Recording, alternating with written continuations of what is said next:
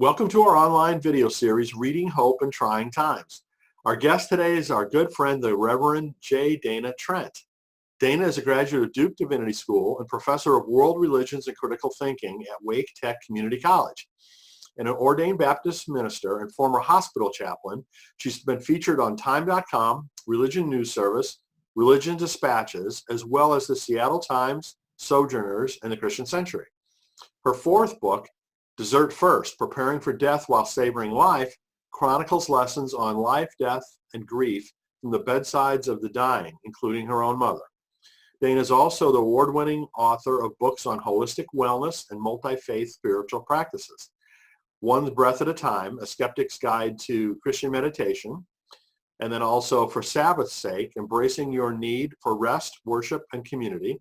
And finally, Saffron Cross, The Unlikely Story of How a Christian Minister Married a Hindu Monk. And Dana and I were going to be in Charlotte this week at the Writing for Your Life conference there. She was going to be one of our featured speakers, which unfortunately is not happening, but we're glad to be able to be together virtually. Welcome, Dana. Thanks so much, Brian. Thanks as always for having me. It's an honor to be here. Well, it's always a pleasure to get you involved in anything that we're doing, Dana. Thank you. Thank you so much. So to start, why don't we, could you share a little bit about your thoughts on what's going on right now and ideas to help everyone have a little bit of hope and cope?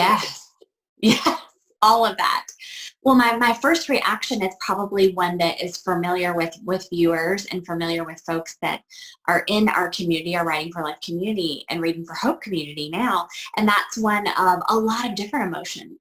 We are experiencing grief and loss and confusion and overwhelm, anxiety, worry, new schedules, new routines, new patterns of living. We're confined to our homes. Some of us are ill and having some healthcare concerns or caregiving for loved ones who are ill. It feels like the whole world is just in chaos right now. And it's unlike anything we've ever felt before. Even in our post 9/11 days, I was hearing from someone online the other day, and they said even in post 9/11 days, at least we could physically comfort one another. That is to say, we could gather in churches, we could gather in community, we could hug one another, but in this time we can't even do that with our physical and social distancing. It just makes for a chaotic time. So if I had to use one word to describe it right now, today, I would say, grief. It's a collective grief is what we're feeling in this discomfort. Yes, I totally agree. It's unprecedented in any of our lives. So it is. So you've gone through challenging times in your life, just like many of us have. In what ways did you find that God helped you deal with those? Absolutely. So so the presence of God in the midst of chaos and stress, and then going back to your first question about thinking of ways to cope, those two things can go together for us. And Brian, I'm looking forward to hearing the ways in which you're finding the presence of God and coping too in the mix of this. But what I'm finding is that the ways in which I have always felt the presence of God in chaos and stress is through spiritual practice. And so getting back to the basics of spiritual practice now is what is giving me solace. It's what's giving me comfort. And for me, that looks like a couple of different things. So at the basic level, it may look like prayer and meditation. We talked about one breath at a time in the intro. So simple breathing techniques, centering prayer. It also looks like finding comfort in sacred texts, in scripture, in Psalms of Lament, in Ecclesiastes, in scriptures that we don't often visit in more joyful times, if you will. And it also looks like reading what I would call my gurus. So people like Barbara Brown Taylor, Joan Didion, reading the classics of grief and loss and what it's like to learn to walk in the dark, quite frankly, because that's exactly where we are. The good news is that we have both ancient and modern wisdom to help us cope and to give us actual practical, accessible tools, even as we are walking through a time that is completely unprecedented for us. Well, since you asked, for me, I'm kind of an atypical person, I think, in a lot of this regard, because what really helps me through times like this is keeping busy launching new things. Oh, yes. Right? You know, Right. so the fact Totally. that, you know, we're doing this Mhm. particular video series, you know, is just Yeah. great, you know, to me, because number one, it keeps me, you know, occupied and busy with doing something new, but also I Right. know that I'm helping a lot of folks. You know, You we're are. helping a lot of Yes. folks through, you know, trying times. So Yes. I couldn't ask for anything better, you know, in that Right. regard. Well, But and then that's also, true. Yeah. but then Hmm. also to hear all the stories, you know, Yes. of the other people that I've interviewed so far, is Hmm. just, you know, how God works, right? You know, through so Hmm. many lives, and you know, Hmm. Writing for Your Life was blessed with the best speakers I think in the world that are faith filled and God driven and you know, able to experience that themselves and share that themselves. So that's a blessing Yes. for me. Very well said. And it also, I'm so glad you shared that because it speaks to the collective innovation, if you will, and collaboration of spiritual writers. Because Brian, without you and without this community of Writing for Your Life and now reading hope and hard times and tough times, it's this idea of we need each other. Right? We need one another. And while I may want to sort of turtle in and keep to my spiritual practices, you're so good about offering the invitation and holding the space for us to talk and hear stories and share narratives. And I find even as I'm talking now with you, it's very energizing. And I think that's what we need is space where our different gifts come together, our different interests and our different coping mechanisms come together.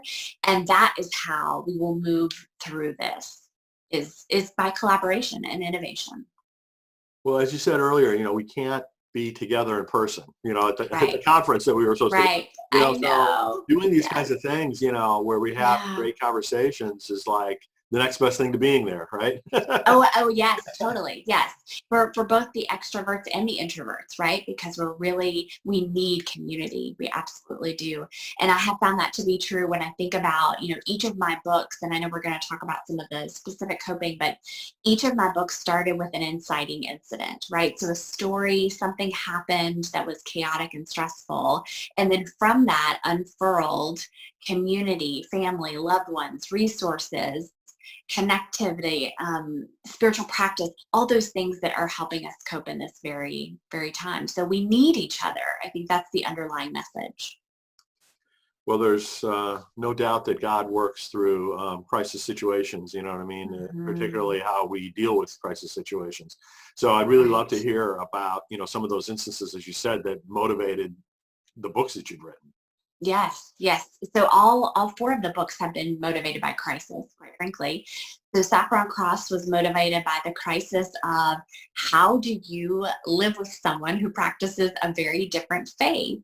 And while it was a beautiful situation in that I was marrying a devout Hindu, it was also a faith crisis of is this the right thing to do? Can I find God in this space? Is it the same God? Are we talking about two different versions of God? And so that whole entire book is about processing that journey of a faith crisis. And then For Sabbath's Sake and One Breath at a Time are about crises of work, time, being overworked, right? I mean, we all can resonate with that. And isn't it ironic now that our physical calendars are cleared, essentially, right? And so now we've got to find creative uses for our time, and while we're still working, but working in different ways. And so For Sabbath's Sake and One Breath at a Time, we're about slowing down, taking a deep breath in order to address some of modernity's chaos, which it's so interesting to me, Brian, and I'd love to hear how you feel about this. The very devices, the smartphones that I thought were the problem, if you will, are now the very devices that are keeping us connected and keeping us sane, quite frankly. Well, I know, you know, a lot of people talk about, you know, putting down your cell phone or whatever, you know, right? And getting Right, unconnected because it really nourishes them. And as I, you right, know, kind of was indicating earlier, I'm the opposite, you know, right or wrong. I'm not saying this is the right thing for me or anybody else, but, you know, I nourish the connectivity. And, you know, yes, maybe it's because I have a technology background, you know, that's where right, I started. Mm-hmm. And so I like being connected Mm-hmm. because I mean, the people I'm connected are people like you that I enjoy being connected with. I Oh, mean, I thank don't you. connect with, ugly people. I connected with friends, Yes. and so what's better than that? Oh, totally. Yes, I agree. I agree. And we're finding really unique ways to do this now. And it's really cool. And Brian, you've always been innovative. You're entrepreneurial. You are the dream collaborator and friendship for every writer because you think outside the box in ways that writers would never, ever, ever step out of our comfort zone in these ways. And so that is such a gift to both to us as writers and to this larger community that you're offering these resources to, because we would never, I don't know that our writing community would ever think to bring all this together. And so you're doing that for us, and I'm really grateful. Well, you're very generous because most of these ideas are things that somebody else has suggested to me. Oh, they're so great. They're you so know, great. I just pick it up and run with it when I hear something that sounds like it's a good idea. That's good. But see, that's good. That's good. And some of us, most of us don't have that sort of innovative spirit, of like, well, we think, well, maybe I'll try that down the road. But you, Brian, you're just like, okay, there's a felt need. I know there's people out there with resources that can match these needs. Let's get everybody together in the same virtual room and help each other. So I'm very grateful for Well, thank you again.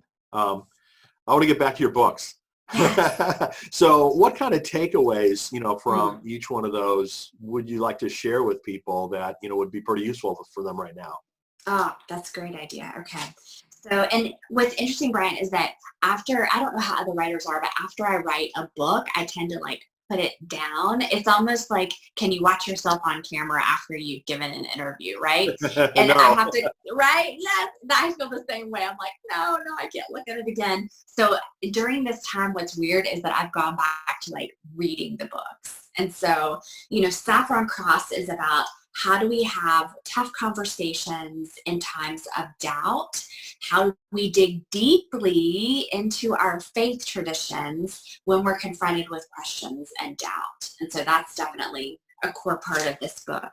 For Sabbath's sake is about time. And the irony of time at this time, right? It's like it's embracing our need for rest, worship, and community. And here we are, those of us who are privileged enough to work at home and are privileged enough to kind of, slow down a bit, if you will, at least in terms of physically going, in terms of thinking about rest, worship, and community. And for those who have privilege comes great responsibility, which means that when we are back into whatever the new normal is, how are we going to resist? How are we going to advocate? How are we going to be activists for people who are not able to rest, for people for whom this is going to be complete and utter economic devastation for them? So that's what that book is about. And then One Breath at a Time is very simple. It's just coping techniques for getting through times of anxiety and stress. So 5 meditation methods: inhale, I am; exhale, here now. Anxiety is about the future. It's about worry for the future.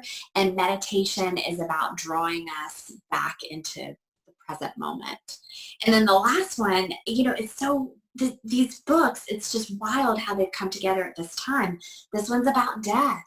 And so even if we aren't directly affected by COVID in terms of maybe a loved one isn't sick, or we haven't known someone in our neighborhood who, I know you've got someone in your very community who's died from the coronavirus. It's about thinking about this. About Dessert First is about embracing our human fragility, our mortality. Brian, the death rate is 100%. Like, none of us is getting out of here alive, even amid a pandemic. And so what are the things that we need to do today to be grateful, to be present, and also by preparing for our death, we actually learn how to savor life. And that's the message of Dessert First. Wow. Talk about so many relevant Oh, insights, to thank today's you. environment. So Thank you. I really want to get some excerpts from your books, quite frankly, to share, Yes. on the Compassion Christianity website in particular. So Yes, I let's would love follow up that. together on that one if we could. Absolutely. Yes, that's a great idea. Yeah. And then there's also, I mean, I'm rereading all my Barbara Brown Taylor books. I'm looking at Joan Didion again. I'm reading The Rumi Prescription by Melody Moesi. There's all sorts of books, and you're having Diana Butler Bass and all wonderful, amazing folks come in to talk about their work too.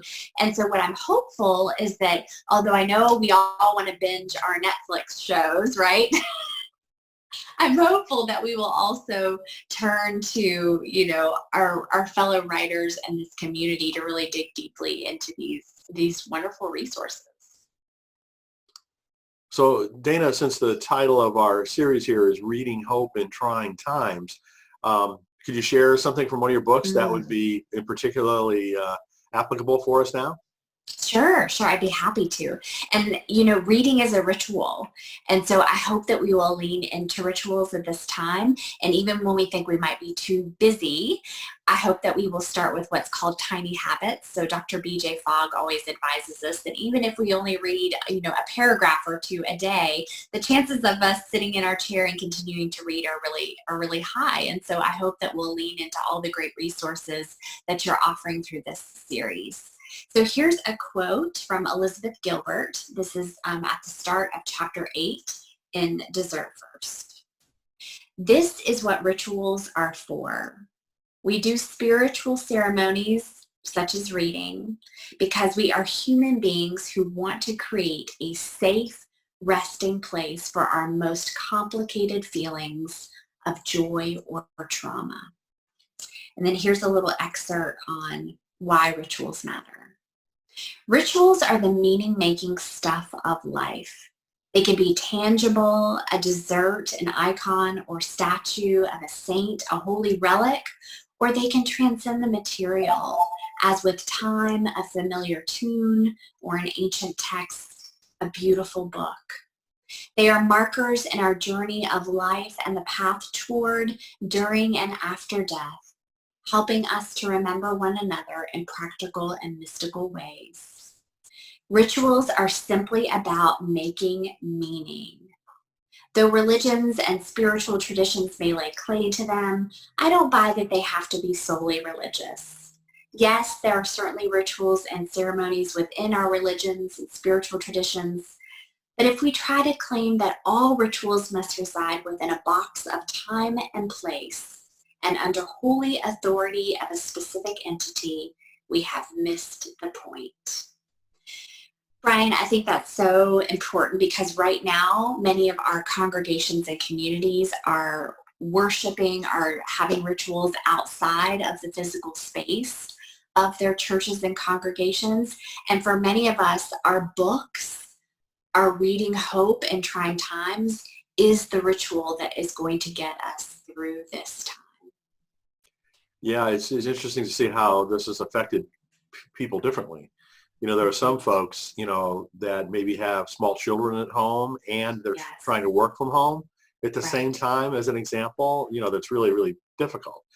And then, other people like myself where, I was supposed to be traveling all week and now I'm not. So I'm here at home. My children are grown and on their own. So I have more time, So for those of us who do have more time at home, then I think that your advice is excellent and needed.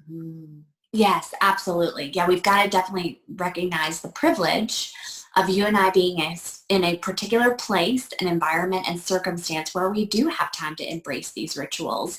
And for those who are just merely trying to survive, right, taking it day by day, they've got kids, grandkids, caregiving, the ritual might be as simple as deep breathing for 1 minute. Inhale, I am. Exhale, here now. And even that can help calm us amid the chaos. So Dana, do you have something from one of the other books you'd like to share with us? Sure. Thank you for asking. So, you brought up the idea of you and I are in a particular season of life where we don't have small children at home, right? And so being mindful of the ways in which different people are going to cope differently during this time is really important. So here's a quick excerpt from One Breath at a Time, A Skeptic's Guide to Christian Meditation. This is called Being Mindful of the Seasons of Life. Sometimes you may struggle to even sit on the cushion, let alone meditate, And other times your meditation practice may come easily. Try to see both experiences as equal and withhold judgment. Be gentle with yourself. What's most important is that you begin, sustain, continue, and hold space for silence and listening for God, especially in trying times. Whether it's grief or chaos or something else, I know well the difficulty and often the necessity of taking on a spiritual practice during tough times. If you feel like me, a rusted out 1992 Geo Prism compared to everyone else's Cadillacs, don't worry. Stay in your lane. Everyone's path is unique and subject to change, for better or worse. Most importantly, keep showing up, puttering down the road to meet God wherever you are. How beautiful. Oh, Thank you for those words. well, that was spirit-led. The spirit just led to that passage, and that ended up being a good apropos for this. So thank you. Absolutely. Thank you. So Dana, you have such a beautiful reading voice. I hope that you have audio books or audiobook versions of those books. Can you tell us if that's the case? Thank you. So first of all, you're very, very kind. And there is an audiobook version of For Sabbath's Sake. So that's this one. That is available through Upper Room Books and Audible. And also, Brian, too, so this is the only one that has an audiobook. But one thing I do try to do, if it's helpful, is on my YouTube channel, which is J. Dana Trent on YouTube, I've actually provided some guided meditations that accompany this book. And so if it's useful, for someone who's maybe an auditory learner to just press play on YouTube and listen to someone guide them through the meditation practice, that's also available. So For Sabbath's Sake on Audible, and also meditations at J. Dana Trent on YouTube. Very cool. Well, I'm going to look that up and share those links. Thank you. To our audience, because I think, now's the time. It's a great, yes, great opportunity for folks to use those things. Thank you. And remind me, to talk to your other publishers about getting an audio book out for some of these other books that they need to do. Thank you. Oh, you're so kind. Thank you so much, Brian. I appreciate that. They need it. Thank you. Thank you. Anyway, well, Dana, as I said, it's always such a pleasure to spend time with you. I really appreciate being able to talk with you, to get together, despite the fact that we're not in person together like we're supposed to. Right. But we will have a Charlotte conference at some point, and I look forward to seeing you there. Oh, I do too. And thanks again, Brian. Thanks for all you do for us. We're so grateful. Thanks for having me. Well, thank you, Dana. It's been my pleasure.